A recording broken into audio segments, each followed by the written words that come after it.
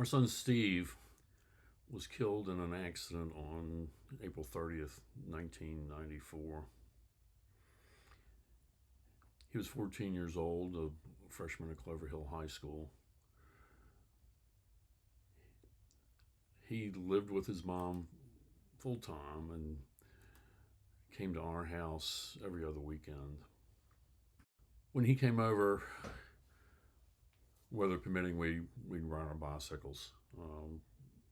And we got so that we'd ride 5 or 10 miles. We'd go downtown Richmond. We'd head out west on Patterson Avenue, go out to Goochland, ride to my sister's house over off of Gayton Road. And we had fun doing it. We got to talk. We got to observe people, drivers, nature. On this particular day, it was Saturday. I'd picked him up the night before. We just hung out with Mita and our girls, Megan, Lindsay. We probably watched a movie. Our plans for that Saturday were to ride our bikes, come back, and then go out to dinner Saturday night since it was close to Lindsay's birthday. So we were going to celebrate. Steve and I took off about 2:45, 3 o'clock, something like that. Heading west on Patterson Avenue. There's a pretty wide shoulder on that road, which is part of the reason that we took that road. We had pulled over at a service station close to Pump and Patterson, or at Pump and Patterson. I think we were putting air in our tires, one of our tires.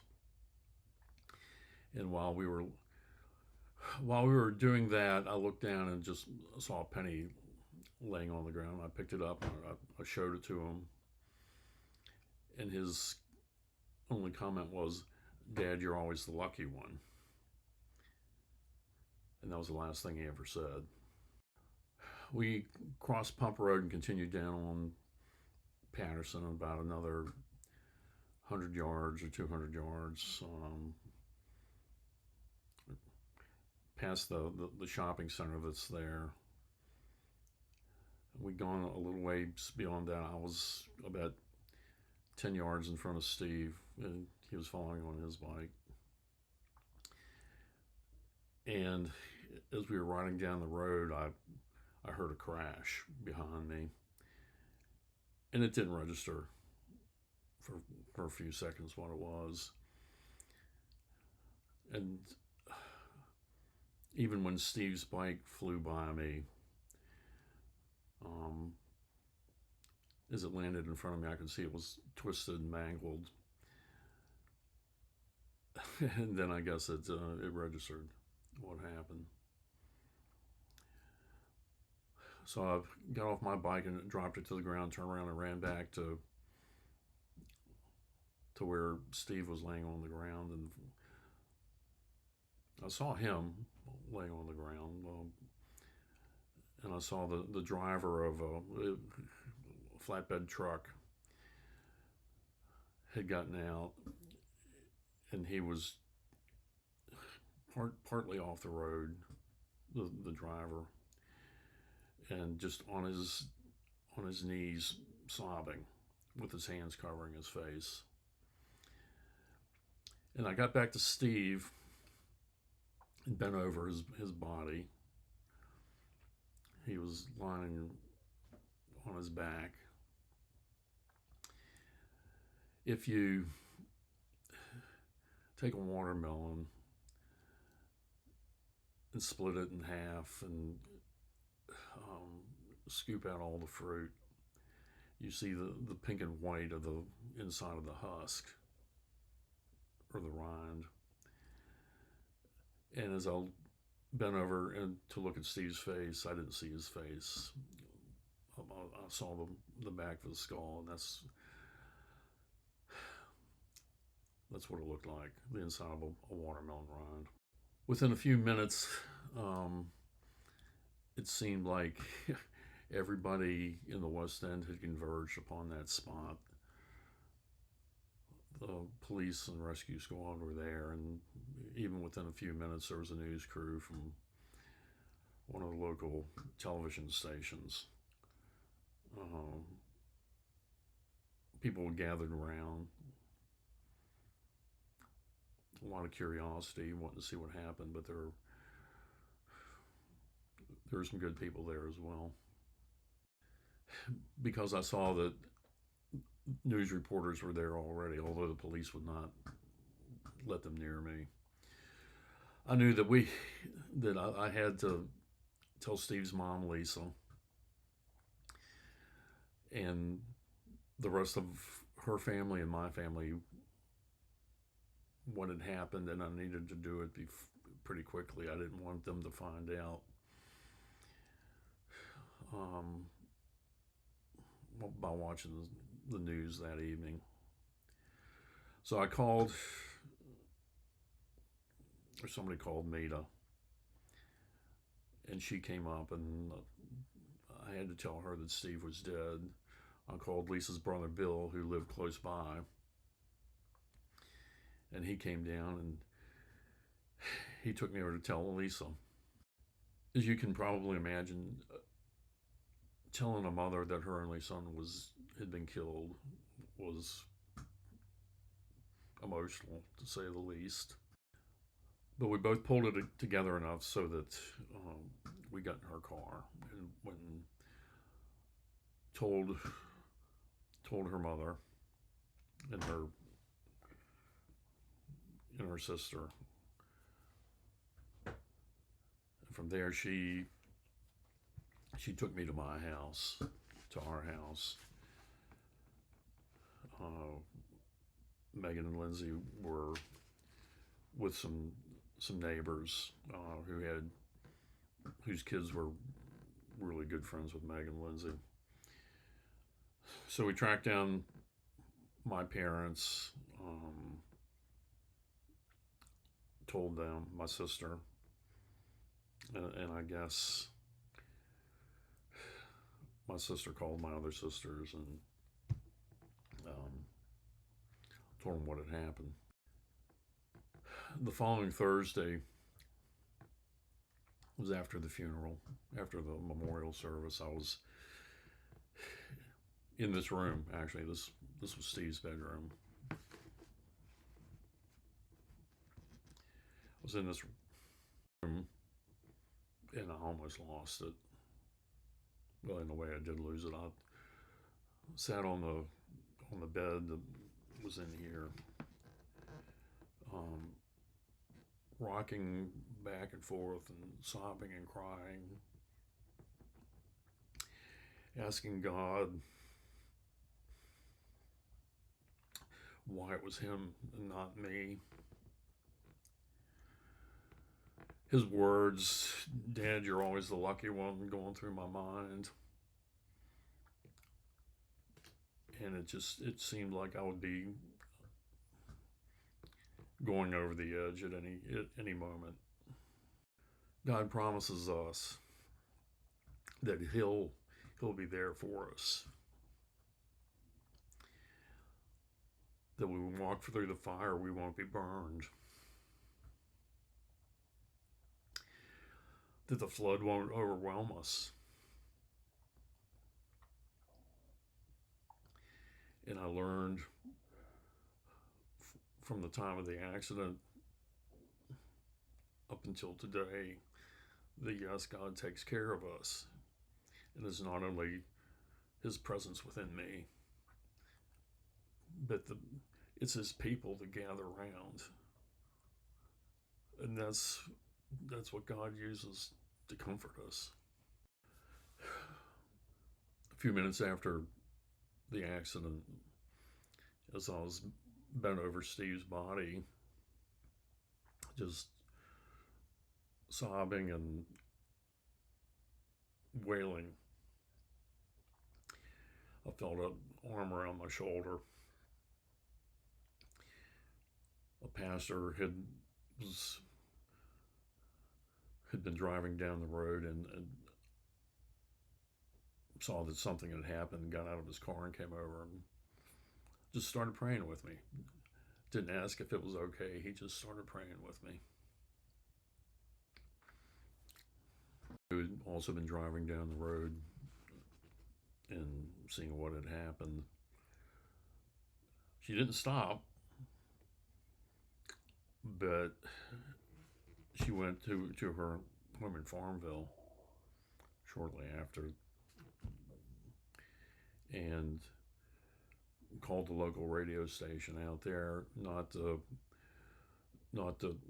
talk about the accident, but to ask the disc jockey to ask people to pray for us. That we had a terrible tragedy in the family and that we needed prayer. Some years later, Mead and I had begun attending Derbyshire Baptist Church and had become involved in the choir.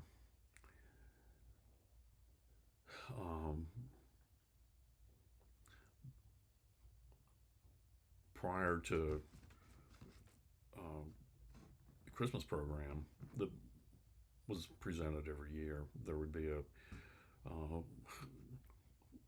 kind of a preview of the music that the choir would be singing, and we'd go to lunch or have lunch at church and listen to some recordings of the music. And anyway, so we're at that lunch for Christmas, and that happened to be September 7th, which is Steve's birthday. And Mead and I had provided flowers in the sanctuary in memory of Steve. And of course, there was something in the bulletin about that we had done this in memory of our son. Barbara Kinder, who was one of our Sunday school teachers, was sitting at the table with us and said, well, tell me about Steve. So we told her the story, that there had been an accident on Patterson Avenue in 1994. Telling her the story, her jaw dropped and her eyes welled up. She told us, I remember that. I just remember how hard we prayed that morning. Hard we prayed that morning for this family that needed our prayers and comfort.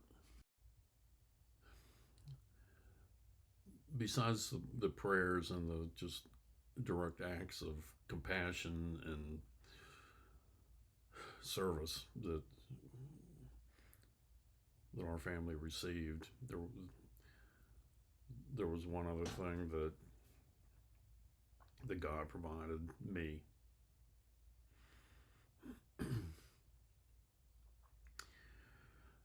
It was a weekday morning. I was having a quiet time in our living room, sitting on the sofa. This was probably a couple months after Steve passed. But I was sitting there on the sofa praying. And at this particular moment, I was just thanking God for the times I had with Steve, for his life. And as I was praying that, I found myself standing up. And I wasn't close to the sofa, but I was in between the living room and the kitchen.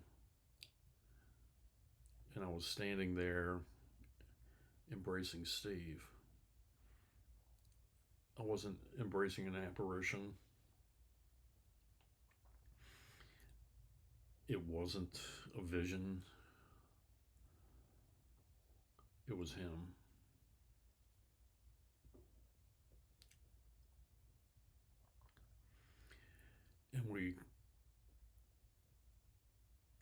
stood there and embraced. He was as tall as I was when he died, and he maintained that height for this moment. But my head was on his shoulder, his head was on mine, and we embraced. And we did that for what seemed like several minutes. And then he was gone. It wasn't just prayers. There was countless, and by countless I mean countless, numbers of people who just came to our house to take care of us. Even the, hours, not even hours, hour after the accident, one of our neighbors came down and just started dusting the furniture in our house. Didn't say a word, didn't ask if she could do it, she just did it.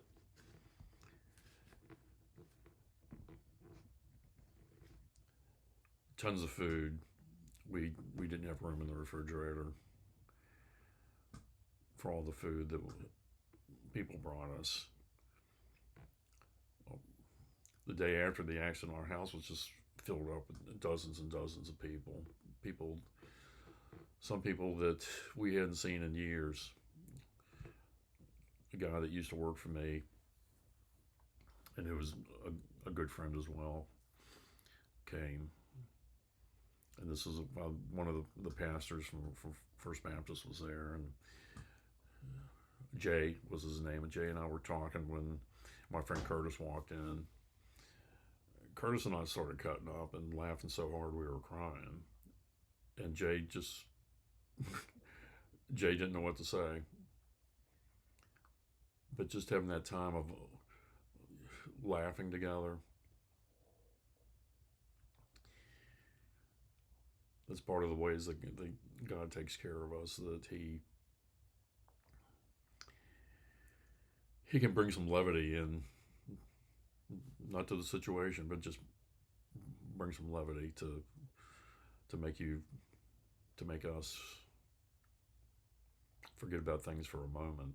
Anyway, I mentioned a few minutes ago about that Thursday after the accident where I just sat in this room and just sobbed and cried and questioned God, and I just thought I was going over the edge.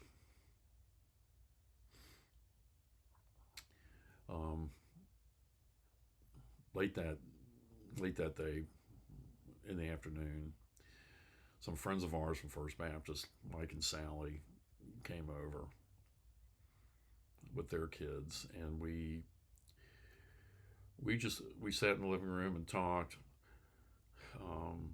Mike's Cleveland Browns fan, and back in the mid-90s, he could be a Browns fan, and I was a Steelers fan, and we could jaw about it, and he was always at a disadvantage. But anyway, this particular day, he also brought a six-pack of Michelob over, so we sat on the sofa and talked, the four of us, and that's what my head needed at the time. It wasn't prayer, it was just sitting around with a friend or friends and drinking a few beers, and that helped a lot. God doesn't promise us a carefree, stress-free life, a life without trouble, or a life without sorrow. But he does promise us that all things work together for them who love the Lord. Strength that our faith gave us, that he gave us, and still gives us, was an example for some folks who watched us during this time, the hours and days and weeks after the accident. As Mita and I have been talking about making this video, she reminded me that not too long after the accident, and then I'm not clear about how we found out about this, but we found out that a girl had been observing us, I guess, and was impressed by how God was getting us through this, and got saved as a result of it. From the time of the accident, and even to this day, people have said to us, I can't believe that you got through that. I can't believe that you didn't lose it. I can't believe that you didn't lose your faith.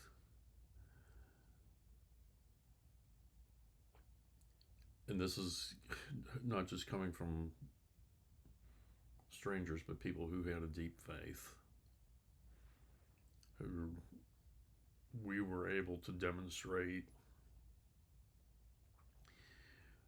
what having the presence of God in your life is like. This is not something that we could have done on our own. I'm human, and I can lash out and I can go into a rage when something happens. But I think the Lord gave us extra strength during this time so He could use us. Of course, there were some serious charges brought against the driver of the truck, Chris,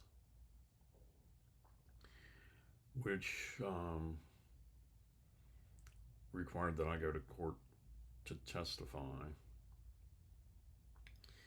And then there was also the matter of a wrongful death suit,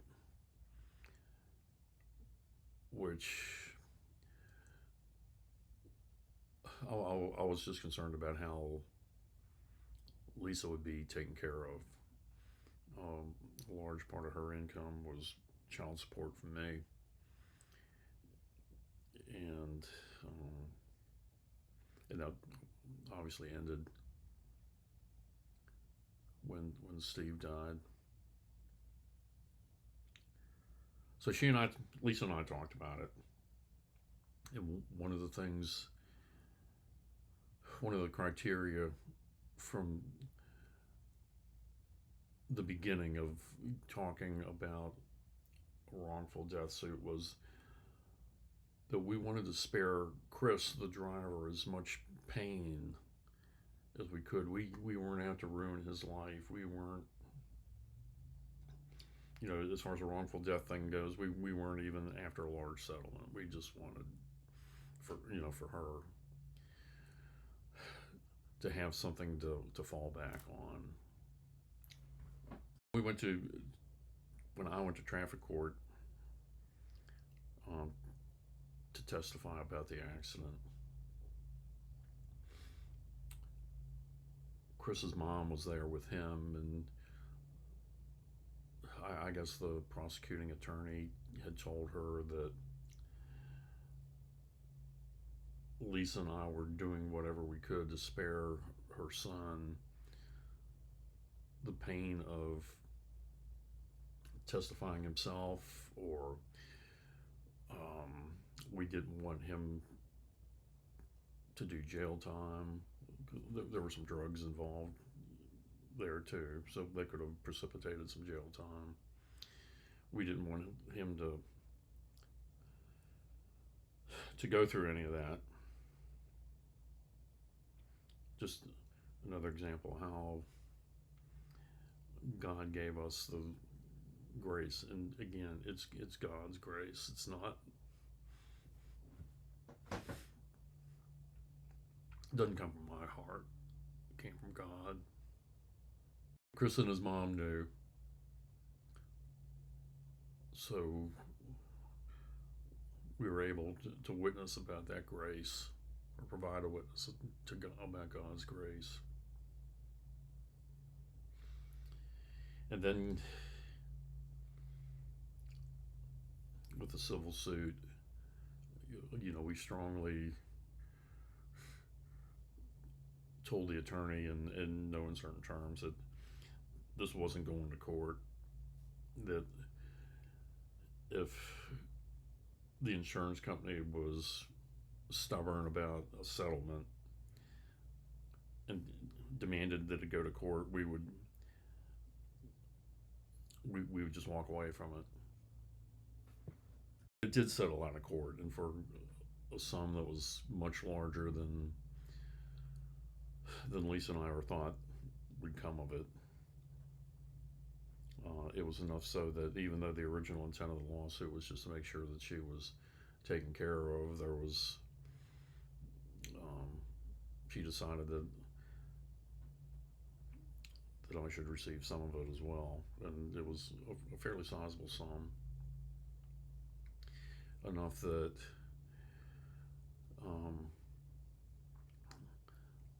I stopped working for a couple of years, and that we put aside some money in a trust fund for Megan and Lindsay. But what I did with those couple of years off was another way that God used this accident for good, and not necessarily my good, but for His good, His glory. What I did was I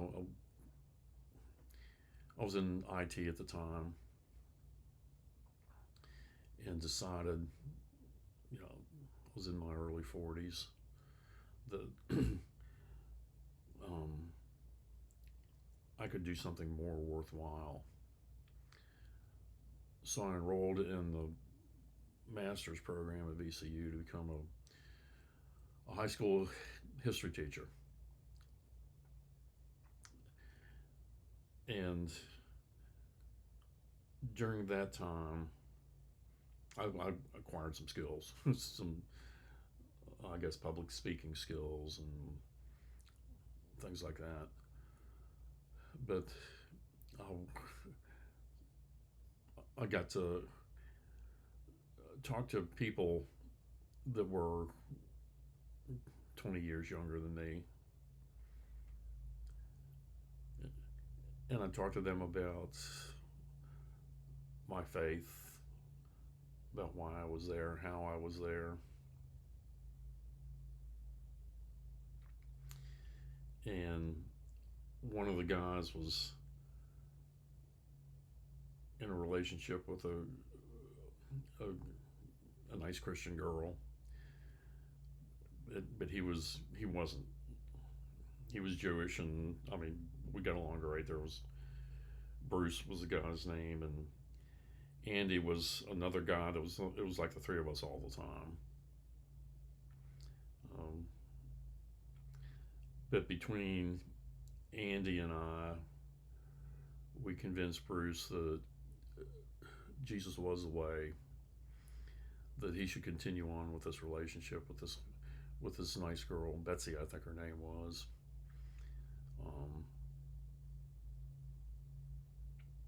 So yeah, he continued on, so that Mita and I were invited to their wedding. To the end of finishing that program, of course, you have to do student teaching before you can get your teacher's license. It was also part of getting the degree. So I was a student teacher at Henrico High School, which, if you know anything about county schools in Henrico County or Richmond, that's a tough school. At least it was back in the mid-90s when I was there. And I taught some history classes and a government class, of course, with a sponsoring teacher. By the end of the semester, I decided I just didn't have the passion or the patience to do that for the rest of my working life. So I made the decision to go back into IT and did that. A couple of years after I made that decision, I was working at Capital One out in Innsbruck, and occasionally I would stop at a 7-Eleven there close to Broad and Cox, get some coffee and a donut or whatever. And I was in there one day getting the usual, and the guy working behind the counter said, "Mr. Starrett, do you remember me?" And I didn't. But when he told me his name, I said, "Oh yeah, Nestor. Yeah, I remember you. How you doing?" "Well, Mr. Starrett, I'm at VCU now working on my degree because you inspired me to so that I want to become a history teacher like you. You treated me well. You respected me, but I just want to let you know that I'm where I am because of you." We talk about people who have had dramatic conversion experiences having a head-on collision with Jesus.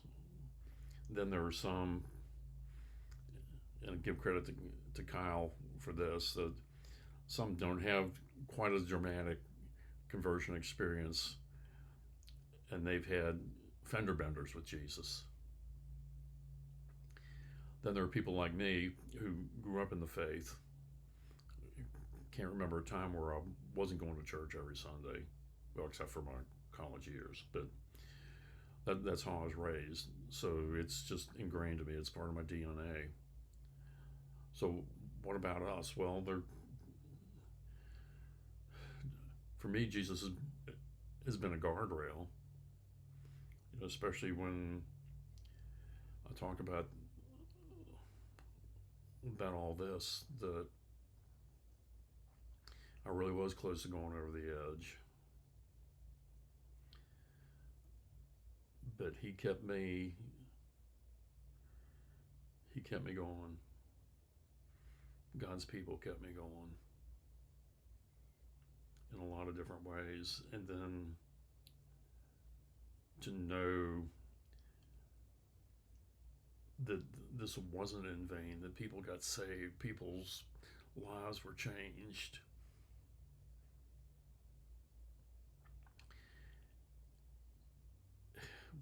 When Meet and I tell people about the story of the night we met, and her good friends said that, oh, it was God that orchestrated us, I was only the instrument. And that's the way this is. Except God didn't orchestrate Steve's death, but God did take a bunch of dissonant notes, going with the orchestra metaphor, and turn them into just something that has been beautiful. So at this point, you expect somebody to say, I'm Ed Starrett and I am second. But I'm not going to say that. What I will say is that Ed Starrett, Jesus is my Lord, my protector, my guardrail. He is my God.